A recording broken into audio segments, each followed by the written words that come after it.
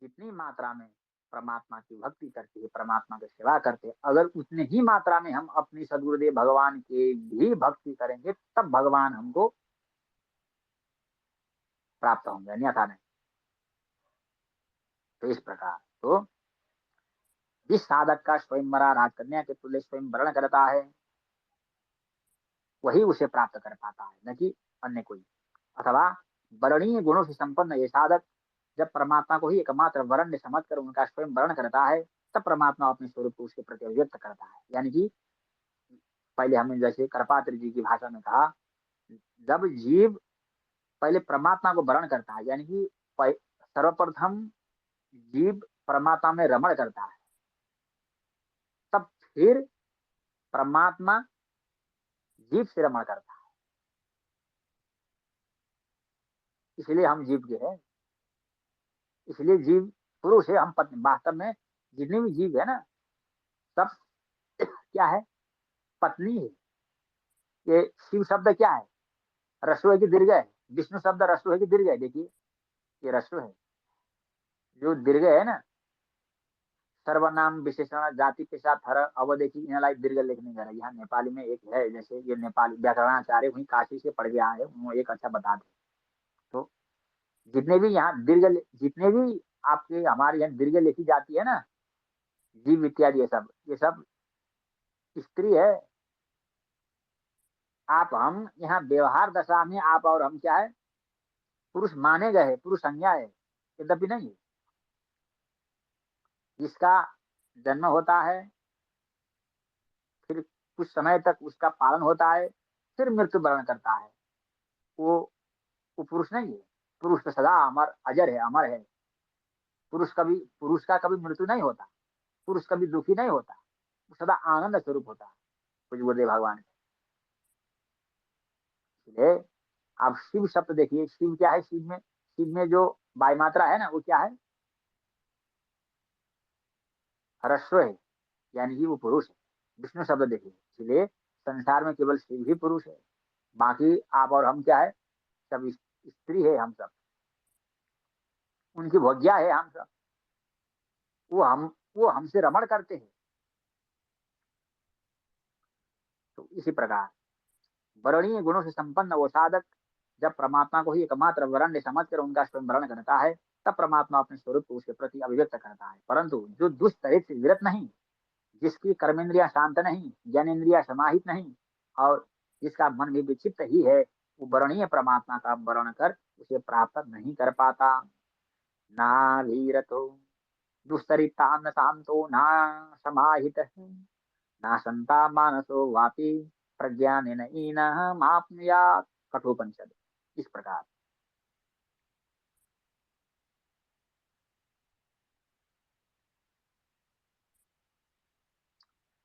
शरणागत भक्त का शरणागत भक्त का वरण श्री हरि का व्रत है। भगवान का व्रत क्या है? शरणागत भक्त का वरण करना। लेकिन जैसे पहले हमारे पूज्य गुरुदेव बताते हैं, धर्म सम्राट श्री कृपाद्र जी महाराज बताते हैं, जब पहले जीव परमात्मा में रमण करता है, तब श्री हरि हमको वरण कर लेते, अन्यथा नहीं। यदि यदि पै- जब यदि आरंभ में ही भगवान जीव को वरण कर लेंगे, तो क्यों, वो तो आनंद स्वरूप है। वो जो आनंद है ना, महा आनंदो, वो तो केवल महाचैतन्य है, केवल आनंद ही आनंद है उनका स्वरूप। वो पता नहीं पाएगा जीव, तो जो बोले भगवान बताते हैं, उसको हजम नहीं, वो फट जाएगा उसका हृदय। इसलिए पहले धीरे धीरे करके नारायण जीव क्या करता है, परमात्मा में रमण करता है। जब वो परमात्मा में रमण करते करके वो उसको आदत हो जाएगा, उसका चित्त सर्वथा परमात्मा परमात्मा तत्व में ही समाकर्षित हो जाएगा, तब जीव को परमात्मा धारण करता है। ये उनका व्रत है। यदि शरण में आए हुआ व्यक्ति संरक्षण न पाकर उस रथ से देखते देखते नष्ट हो जाए, तो वो उसके सारे पुण्य को अपने साथ ले जाता है।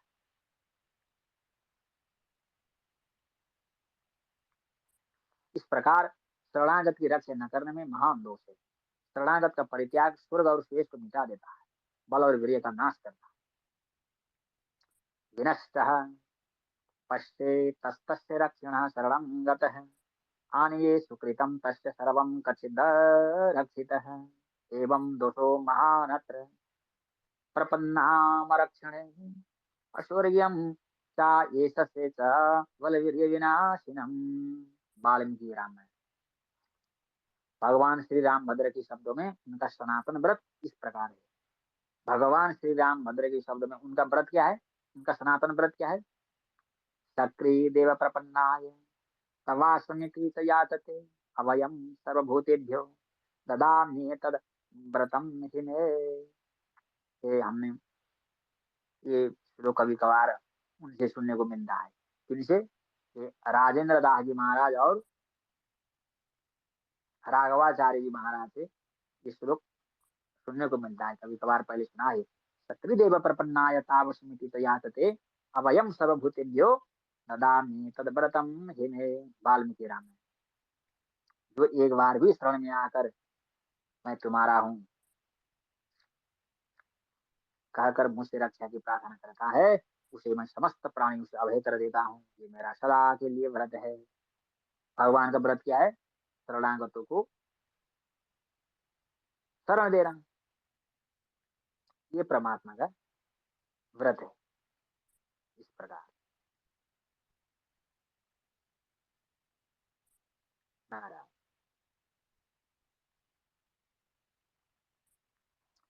व्रत सिद्धि दूसरा नंबर पर है। व्रत सिद्धि ऋग्वेद में वृ धातु से व्युत्पन्न व्रत शब्द का प्रयोग विधि आदेश आज्ञा पालन कर्तव्य धार्मिक और नैतिक व्यवहार आचरण उपासना पवित्र और गंभीर संकल्प तथा समय तत्व अर्थ में हुआ है। व्रत का अर्थ क्या होता है? व्रत का अर्थ होता है विधि।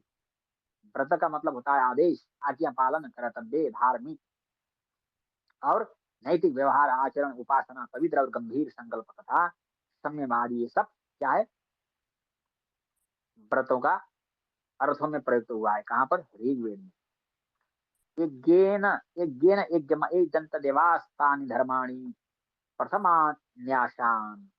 ऋग्वेद में यज्ञों को प्रथम आदि मुख्य धर्म धर्म कहा गया है। ऋग्वेद में यज्ञ को क्या कहा गया है? प्रथम कहा गया है, आदि मुख्य धर्मन धर्म कहा गया है। इसी से उसकी व्रत रूपता सिद्ध होती है। ऋग्वेद में प्रकृति की गति और अखिल ब्रह्मांड में नियमित सामान्य विधा के अर्थ में रीत शब्द का प्रयोग भी व्रत को ध्वनित करता है। जैसे कि कृपा विभूति महानारायण उपनिषद में एक मंत्र है,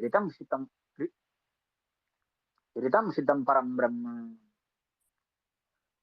धावा पृथ्वी वरुणस्य कर्मणा निष्कभीते अदरे व्रीरेतसा। ऋग्वेद के अनुसार धावा माने स्वर्ग और पृथ्वी को वरुण अपने धर्म व्रत रूप से स्थिर रखता है। यानी कि ये जितने भी तत्व है स्वर्ग आदि लोग और ये पंचभूतादि ने ये सब के मतलब ये यहाँ पर धर्म को ही व्रत कहा गया है। व्रत से ही स्थिर होते हैं, आप अपने कार्य में लगते हैं। व्रत के कारण ही ये कभी विपरीत कार्य नहीं करते। इसी तथ्य की परिपुष्टि इंद्राग्नयोवम सुनः सहंता दासथो रयिम एन द्रिलः समत्स्वा ऋग्वेद से होती है। ऋग संहिता में धर्मन व्रत और ऋत तीनों शब्दों का प्रयोग हुआ है। धर्मणा मित्र वरुणा विपस्थिता व्रता रक्षते असुरस्य मायया ऋतेन विश्वं भुवनं विराजतः स्प्रियमाह धृत्थो निवेचित्र्यं रथम के अनुसार विज्ञ मित्र और वरुण अपने सुस्थिर व्रत रूप से स्वभाव से असुरों को अद्भुत प्रबल शक्तियों के आघात से अपने धर्मों को रक्षा करता है। यहाँ जो धर्मन व्रत और ऋत ये तीन शब्दों का विवेचन किए गए हैं पूज्य गुरुदेव के द्वारा। विज्ञ मित्र और वरुण अपने सुस्थिर व्रत रूप स्वभाव से असुरों की अद्भुत प्रबल शक्तियों को आघात से अपने धर्म की रक्षा करते हैं। रीत के नियमानुसार विश्व पर शासन करते हैं। स्वर्ग में सूर्य को प्रतिष्ठित रखते हैं। व्रत और धर्म शब्दों का ऋग्वेद में तथा इसमें प्रयोग हुआ है। ये दो मंडल में प्रयोग हुआ है। ऋत और व्रत शब्द का एक दो तीन तीन जगह प्रयोग हुआ है। ऋत का अर्थ ब्रह्मांड व्यापी अनादि